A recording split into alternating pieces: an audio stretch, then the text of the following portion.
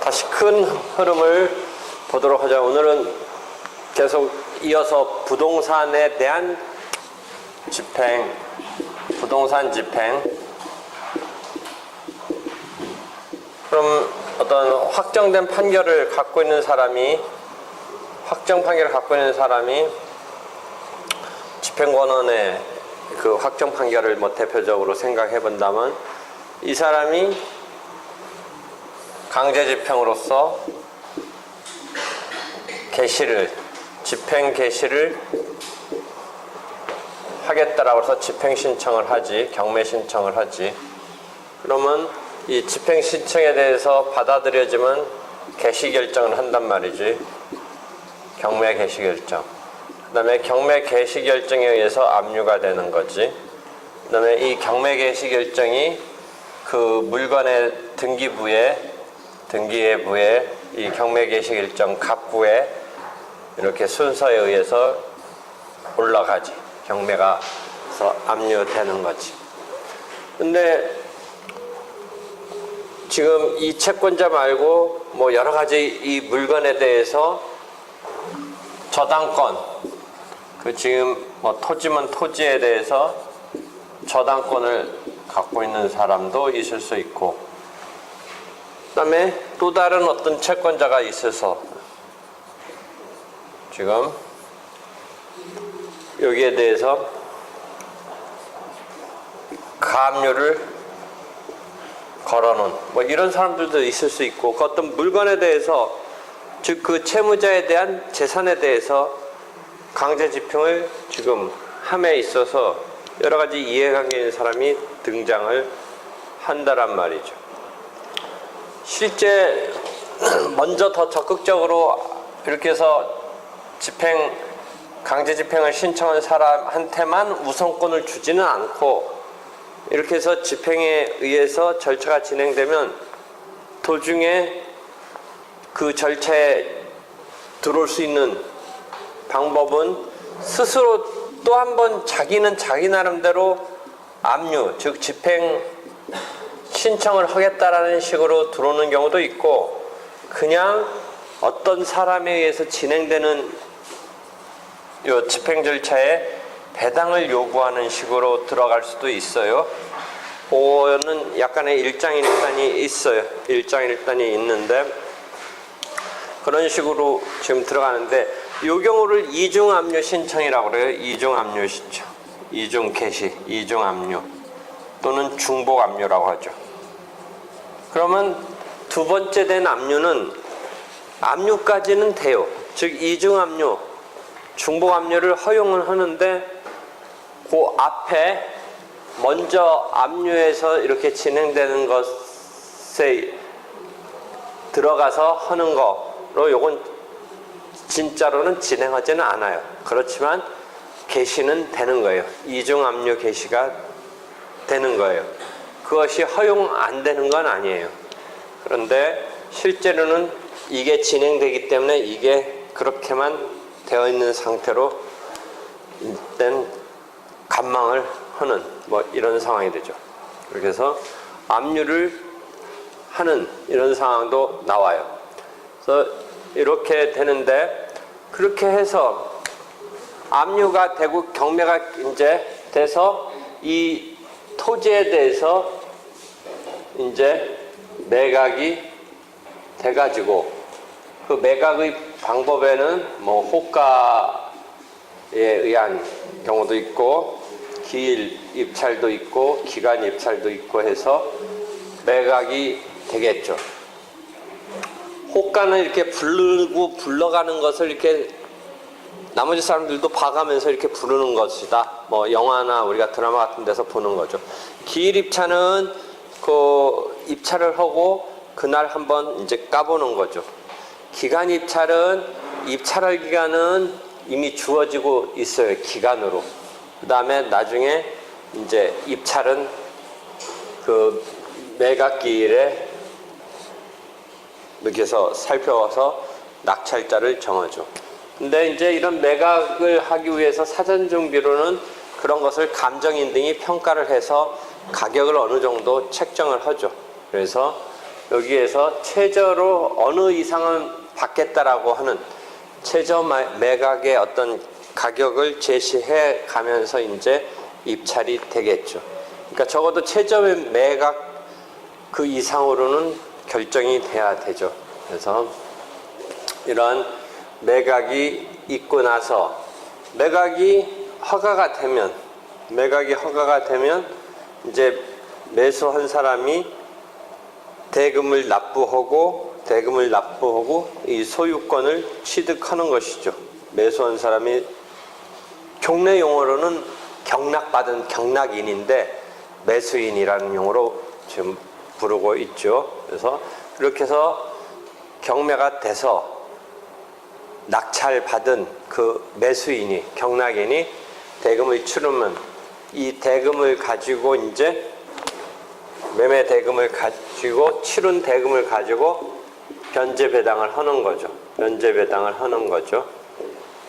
그런 상태에서 지금 여러 가지 채권자들이 걸려 있어요. 저당권자, 아까 말한 대로 저당권자, 그냥 또 다른 어떤 채권자, 그다음에 애초에 이걸 경매 개시 신청을 해서 압류했던 사람, 이 사람만이 우선하느냐? 그건 아니라는 거죠. 평등주의니까 이 사람이 신청했어도 이렇게 저렇게 여기에 관련된 사람. 그래서 배당을 요구할 수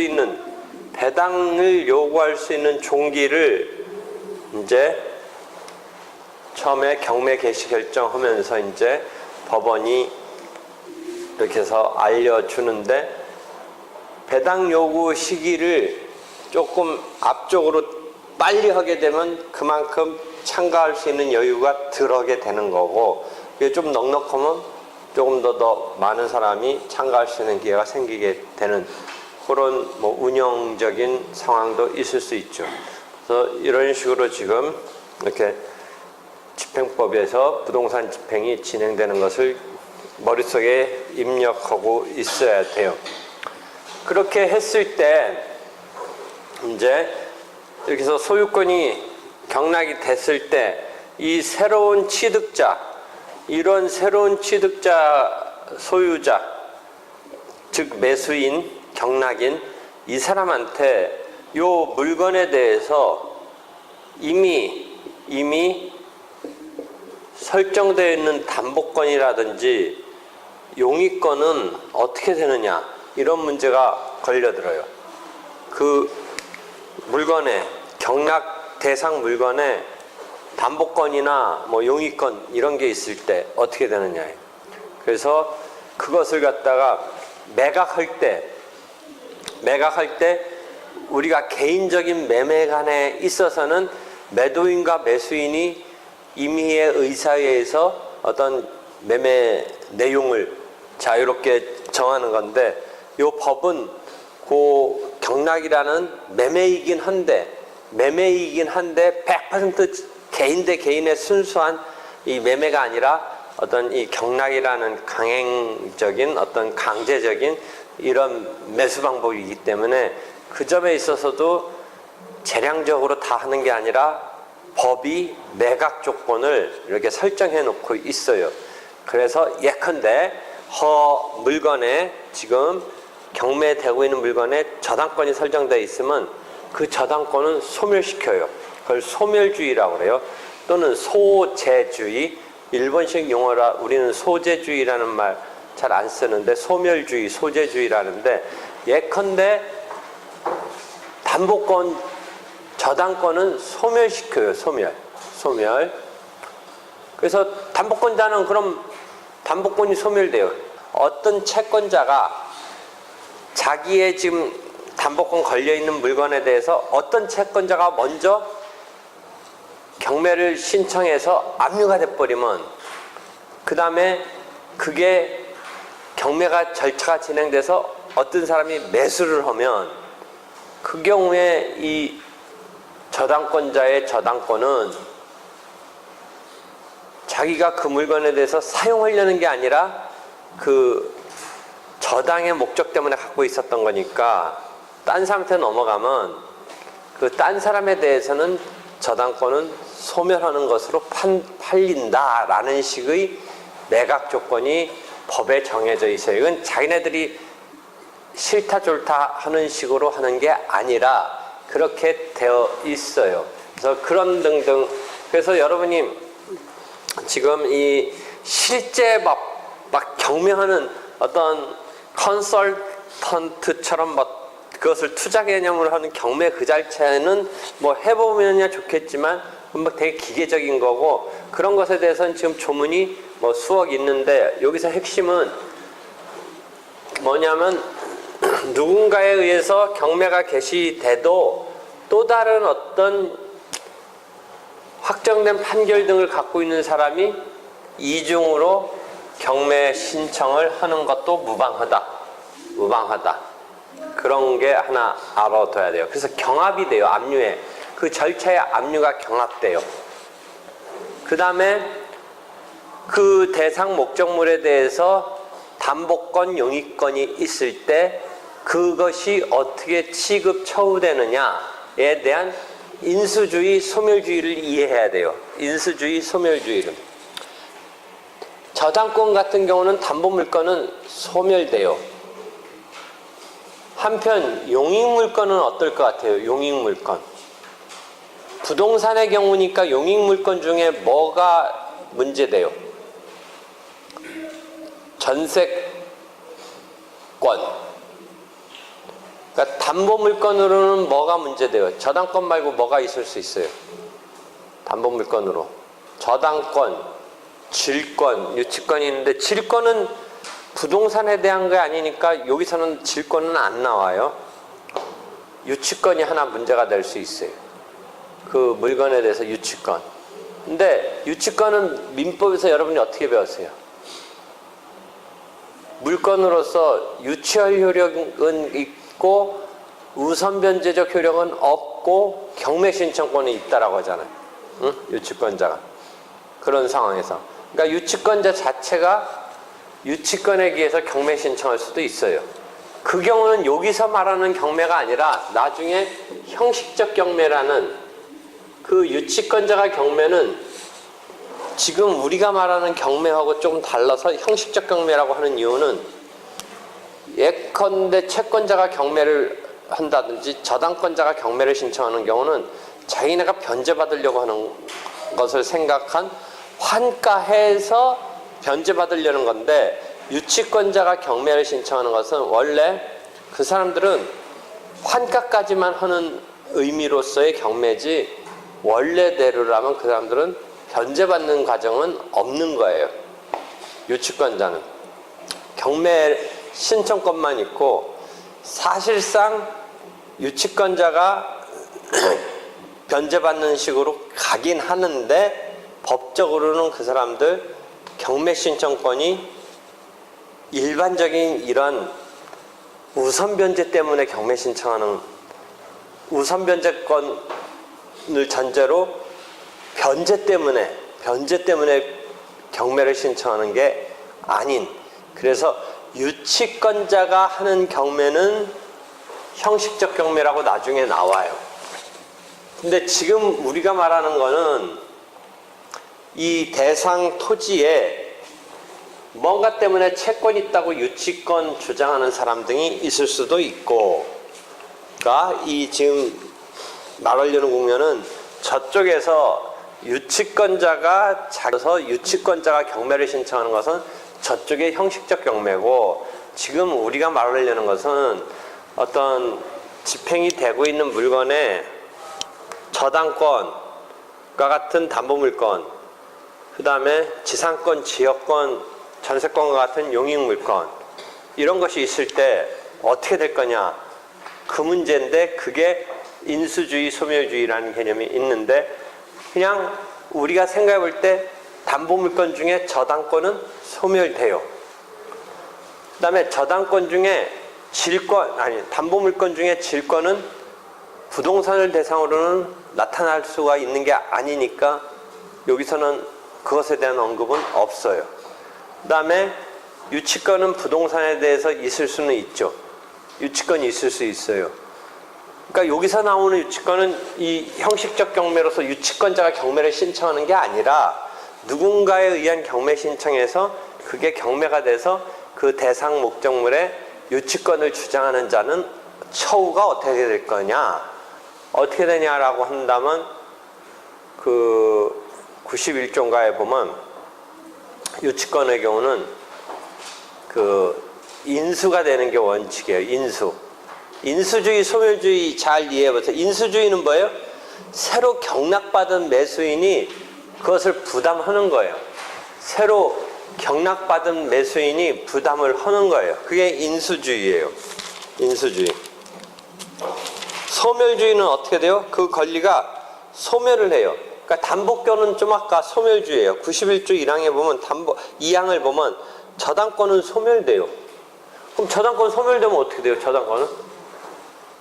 저당권은 원래 그걸 사용하려고 했던 권리는 아니거든요. 돈 받으려고 담보 걸어놓은 거니까 소멸하고, 그러니까 91조 2항에 의해서 소멸하는 대신 어떻게 돼요?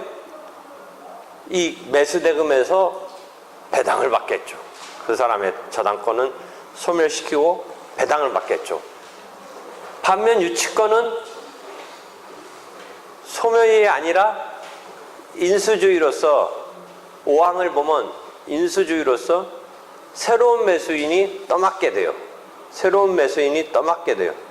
근데 이 유치권이 이게 막 속된 말로 지랄스러운 게 이게 공시도 안 되고 있다가 갑자기 나타나서 경락받은 사람한테 대단히 의협적으로 작동하고 가짜적인 막 떼거 떼쓰는 이런 류의 유치권이 막 등장해서 문제가 되고 있다 등등이 이제 실무적으로 많이 문제가 돼요. 갑자기 난데없이 거기다가 막 베니아판 대놓고 공사한다고 그러놓고 유치권 주장하면서 들어오지도 못하게 하고 이렇게 되는 게 황당한 게 벌어지는 거예요. 그래서 이 유치권에 대한 인수주의가 91조 5항의 인수주의가 실제 그래서 대단히 제한적으로 해석하는 이런 판례 등이 나와요. 그래서 5항을 보면 인수주의 5항에 보면 매수인은 유치권자에게 유치권으로서 담보되는 채권을 변제할 책임이 있다 해서 매수인이 인수를 해서, 그러니까 경락에 의해서 경락받은 자가 인수해서 결국은 유치권자 내보내려면 변제해줘야 돼요. 그 유치권으로서의 채권을 변제해줘야 되니까. 근데 이 유치권자가 뭐 아주 원래대로 정상적인 유치권자가 아니라 이상하게 막 이걸 뒤틀어 놓는 이런 유치권자가 나오기 때문에 이게 상당히 문제가 있어서 법이 어떻게 제한적으로 하냐면 압류나 가압류 전에 앞에 유치권이 이미 성립한 경우는 보호해줘야겠지만 압류, 가압류 뒤에 그래서 경매를 좀 개시한 이런 뒤에 갑자기 유치권자라고 등장하는 것은 인정하지 않겠다. 이런 판례 해석을 한다라는 거예요. 그래서 그런 점에 대해서 지금 소멸주의, 인수주의 이걸 한번 개념을 이해하고 있어야 돼요. 그래서 그런 개념을 매각에서 지금 잠깐만 보죠. 매각 조건에 가서 여기 28면에 보면 담보권 중 인수주의를 취하는데 그래서 결국은 경락받은 자가 인수인한테 물어줘야 돼요. 그 유치권의 채권에 대해서. 그래서 이게 조금 안정성을 해치게 된다. 그리하여 혼란스럽게 하고 있다. 뭐 이런 이야기를 하고 있네요. 혼란스럽게 하고 있다. 그래서 그런 점에 대해서 문제 제기를 하는데요. 그래서 실제 어떤 식으로 처리하냐면 판례는 이미 부동산에 대해서 경매 절차가 개시되고 나서 유치권을 취득한 경우조차도 유치권 행사를 허용하면 절차적 안정성이 크게 의혹받게 됨으로써 그래서 그러한 경우에까지 유치권자를 보호할 필요성은 없다. 이런 식으로 제한적으로 해석을 해요. 대법원은 그래서 어떻게 해석하냐면 그 다음 걸 보면 부동산에 관해서 경매 개시 결정이 등기가 된 뒤에 비로소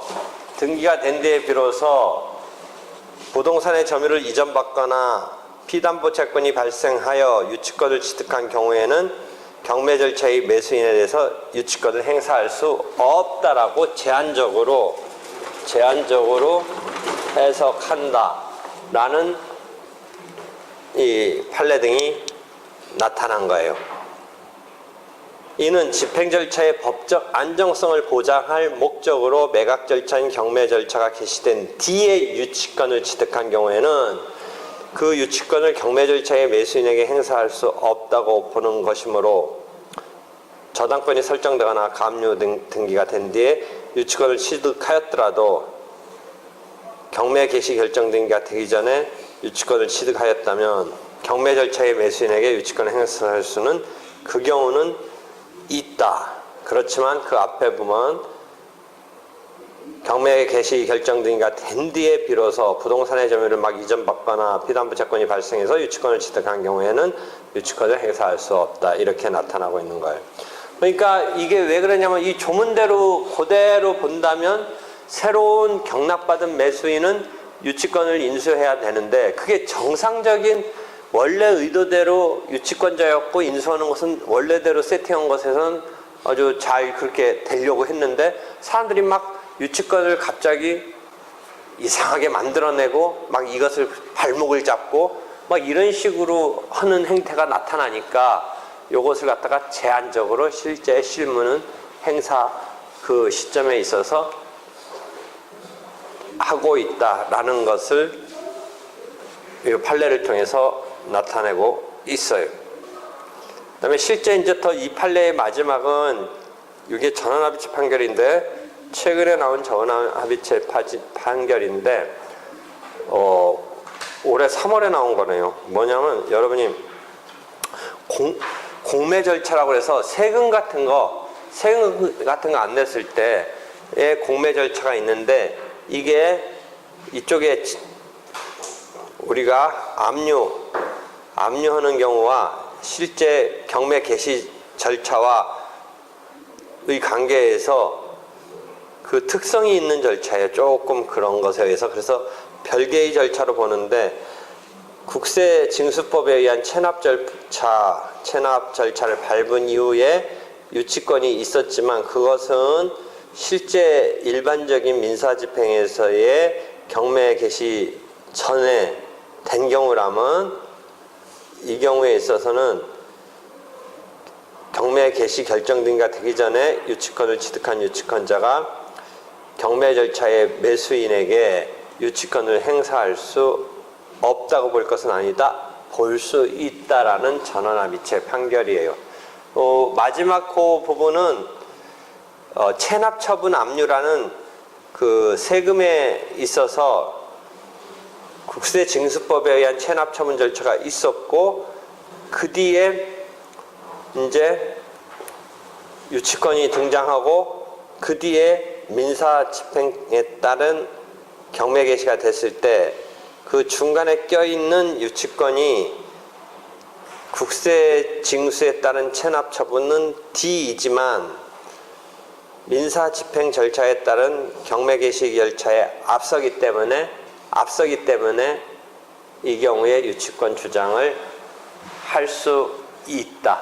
못할 것은 아니다. 뭐 이런 판례가 하나 나왔어요. 이 경우는 국세징수에 따른 체납처분 D라는 상황 때문에 유치권이 그 뒤에 있지만 그래서 그것만 볼 때는 유치권이 그 뒤에 나타났으니까 인수주의에 따라서 주장 못하느냐 부분서 뒤에 나왔을 때는 못할 것 같지만 실은 국세 체납에 따른 체납 처분에 대한 압류보다는 D지만 일반 민사 절차상으로의 경매 개시에 보다는 앞서기 때문에 체납 처분을 잊어버린다면 일반 경매 개시에 앞선 유치권은 인수주의에 따라서 매수인이 변제해줘야 돼요. 그 유치권에 걸려있는 채권에 대해서. 그 이야기를 하고 있어요.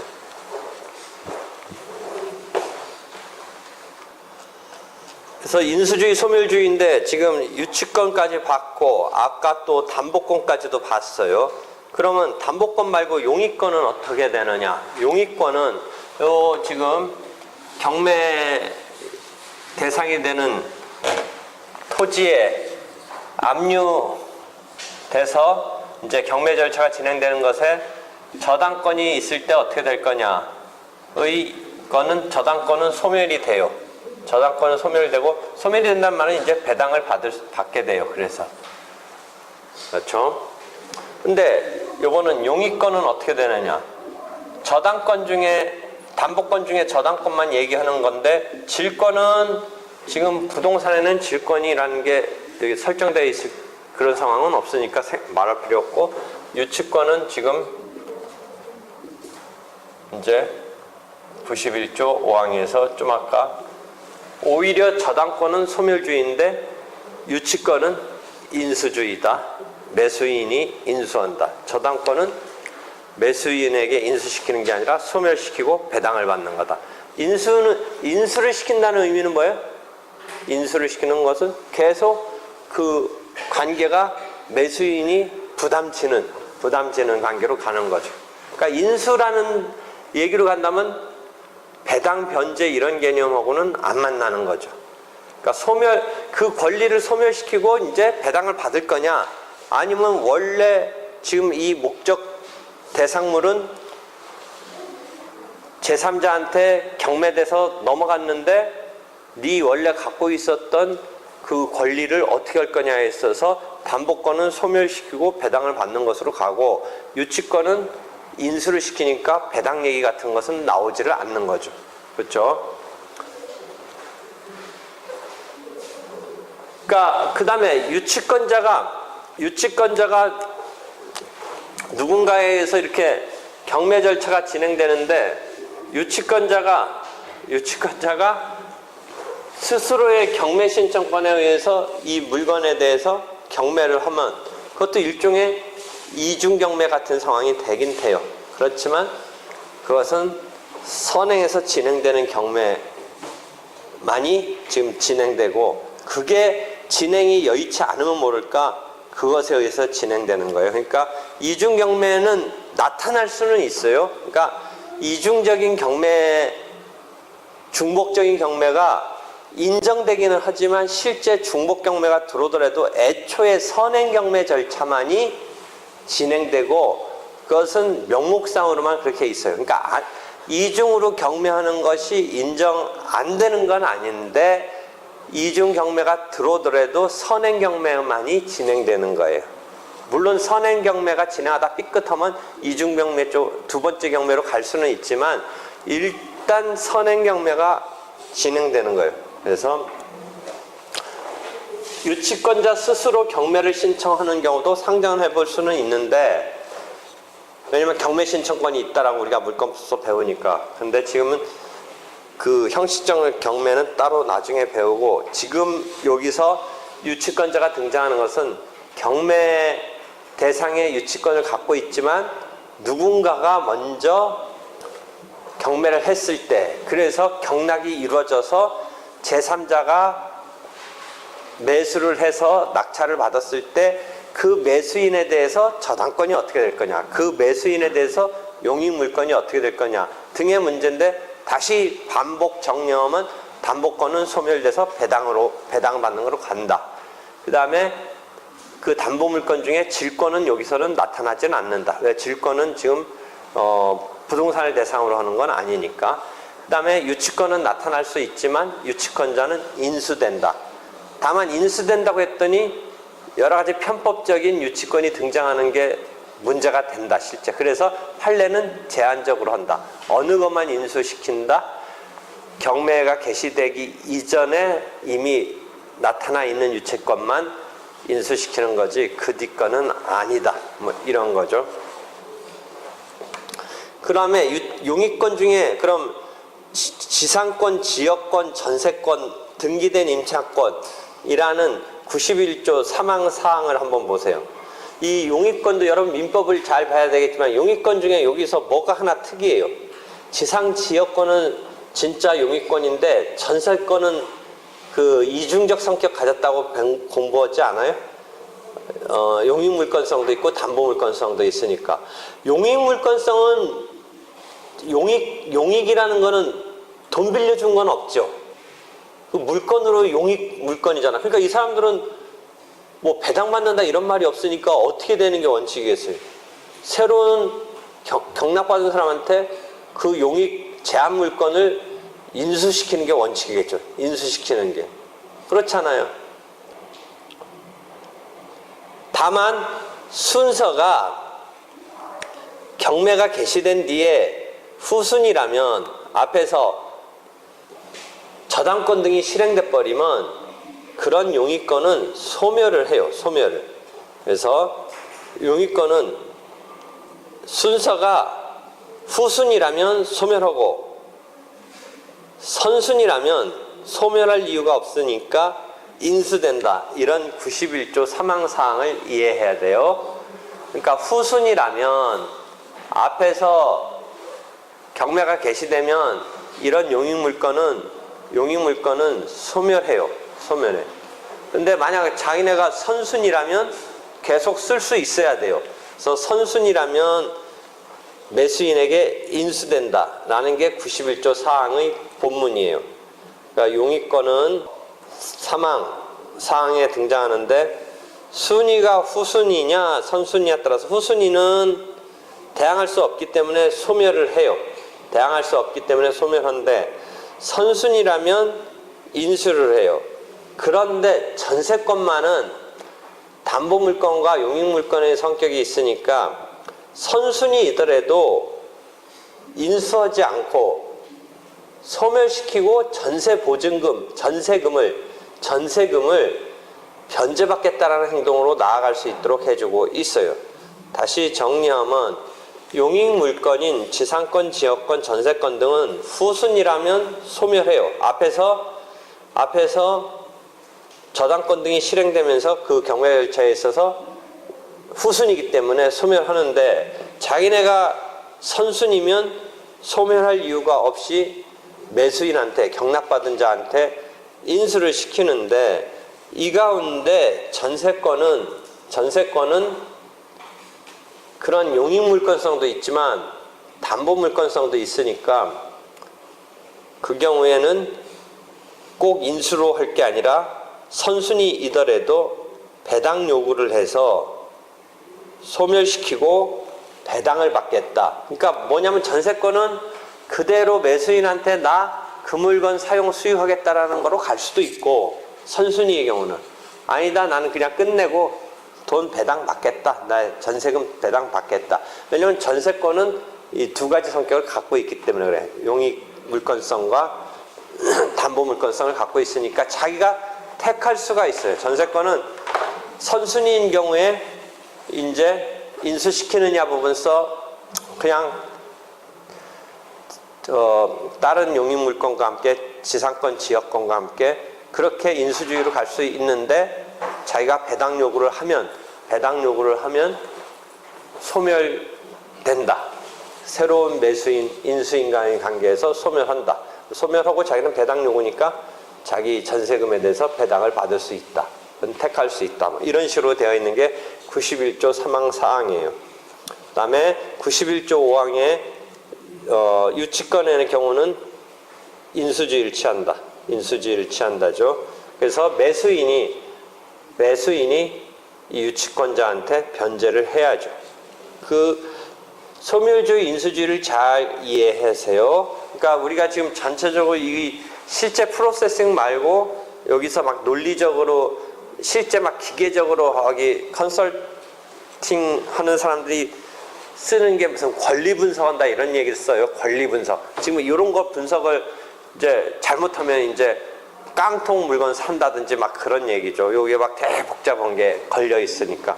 그러니까 어떤 권리는 이게 인수 받고 나서 자기네가 인수 부담을 하는 건지 뭐 소멸해서 자기가 경락대금으로 치른 것에서 자기네끼리 배당받아 가는 건지 이게 막 잘 분석이 안 되면 잘못하다가 뭐 싸게 샀다고 생각하지만 인수되는 게 뭔가 걸려든 게 있어서 거의 뭐 싸게 산 것도 아니고 잘못 산 것처럼 되는 뭐 이런 게 있으니까 권리 분석을 잘 해야 된다라고 하죠.